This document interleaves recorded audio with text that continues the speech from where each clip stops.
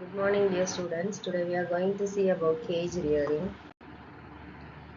So, when the birds are reared in cages, there are two types of systems: deep litter system and cage system in poultry farming.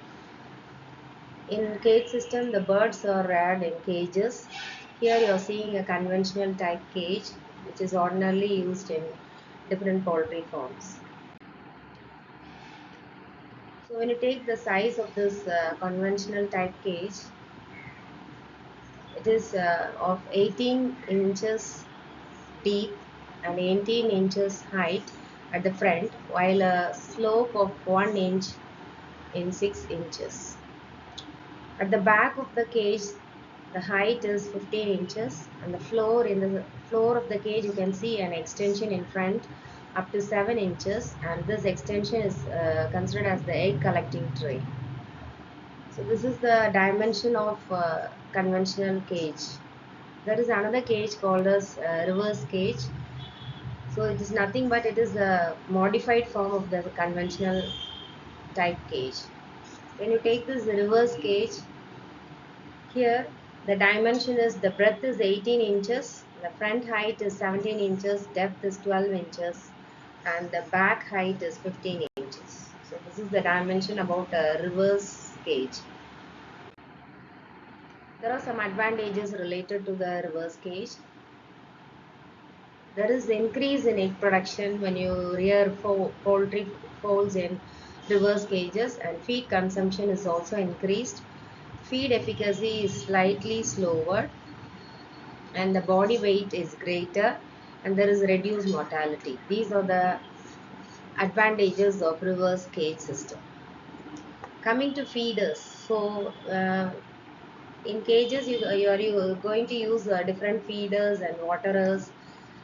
Coming to feeders, food trough is used, and the size of the food trough is 14 centimeter breadth and 9 centimeter height, and it is a V-shaped food trough. It is having a lip of 2 centimeters for saving the food wastage. You have to fill the feeder up to one third of its capacity. Coming to waterers, there are two types of waterers, mainly two types. There are different types, but mainly two types of waterers are used in cage system. One is water troughs, which are of V-shaped. Another one is nipple drinkers. Out of these two, nipple drinkers are advisable because it has many advantages over water troughs. We'll see about the advantages of nipple drinkers. There is no need of water troughs and cleaning, etc. When you use nipple drinkers, it is very hygienic, no water wastage, no loss of food in water troughs, easy for medication. Then there is another type of waterer, that is cup drinkers. In this diagram, you can see the cup drinker. This is a cup drinker. It can be attached to the side of the cage. The diameter of the cup is 1 inches. You can use one cup for 3 to 4 birds. There is no need for frequent cleaning. Here there are some disadvantages, that is the feed wastage is there. Next, coming to after waterers, you can see about the space allowance in cage system. For cage holding more than one bird, a bird needs about 4 inches for floor space. Apart from this conventional cage, there is another cage called as Californian cage. It has many rows. That is, many rows of cages are arranged in stepwise manner in Californian cages system. The lowest row is 2.5 to 3 feet above the ground level. Manure is removed every 6 months from the floor. Let's see about the management of cage birds. The first thing coming under management of cage bird is before caging, what are the factors to be considered?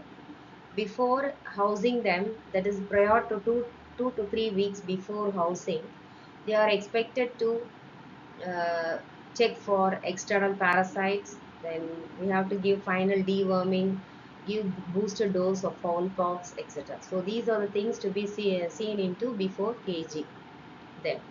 Next, number of birds per compartment. So each compartment, that is, you can in summer season you can put 2 or 3 birds per compartment in a cage. Regarding feeding them, you can use two types of feeds, mash feeds and pellet feeds. Mash is nothing but it is a powdered form of the feed, and pellet feed is in the form of pellets, small pellets. When you use mash feeding, it has some advantages, like it is very cheap. The birds will take longer time for feeding. Then avoid this when you are giving mash feeding, it will avoid boredom. There is sometimes there will be food wastage, and there won't be any flies, etc. So these are the advantages. Coming, there are certain disadvantages also. Here the house will become dusty because it is a powdered form of the food, and it must be, the house must be cleaned frequently. Then coming to pellet feedings, eat within short period. So when you provide them with the pellet feeds, they will eat faster, and afterwards they will engage in cannibalism. They may be overconsumption of food, which leads to fat chicken, and etc. Next is cage layer fatigue. So in cage system, there is one problem called as cage layer fatigue. Here, uh, this is nothing but it is the deficiency of certain vital vitamins and minerals. In deep litter system, so there is recycling of minerals in the deep litter system. Whereas in cage rearing, there is no recycling of minerals in the cage, because there is no contact between the litter and the fowl, birds. As a result, it will lead to a problem called as cage layer fatigue, deficiency of vital vitamins and minerals. To avoid this, you have to add some more amount of calcium, phosphorus, sodium chloride in the diet. So it will prevent, if you are adding these minerals somewhat extra in the feed, it will prevent cage layer fatigue. Next, coming to debeaking. So cage birds are usually debeaked. That is, the beak is cut into V shape. This debeaking is done only for birds which are to be reared in cages, not in deep litter system. There are two reasons for debeaking. The first one is to prevent cannibalism. Second one, to operate nipple drinkers. And third one, to avoid cannibalism. So for these three reasons only, the birds are debeaked. So when the birds are caged during 16th or 17th week of their age, then debeaking should be done at 12th week, because after debeaking they need at least 5 weeks for healing. After healing only they can operate the nipple drinkers and able to drink water. Next step is training. After debeaking, they must be trained for drinking, operating the nipple drinker. We must give individual training. Lift the bird with your left hand, grasp its comb with your right hand, and tap the lower end of the nipple drinker with its beak at least for 5 times. Train at least 2 times a day for 6 to 7 days. For slow learners, you have to train them for 10 more days. Advantages of cage rearing. Now see the space saving system. So within a limited space, you can rear more number of birds then compared to deep litter system. Increase feed efficacy. Cage birds consumes up to 10 grams less feed per bird per day than deep litter, so you can save food. Labor saving system. Cage rearing is a labor saving system. Labor for 1,000 birds in deep litter system is sufficient for 5,000 birds in cage system. Then you can keep accurate individual records in caged birds. No cannibalism, no problem of damp litters, no social tension and record. Then culling is easy. Culling means removing of diseased birds. So culling is very easy in cage system compared to deep litter system. No loss of birds due to smothering, suffocation. There is no suffocation. Complete isolation of bird is possible. Then feed wastage is detected. Then there is a control of external parasites. Dust is reduced. Then no litter-prone diseases, for example, coccidiosis, aspergillus.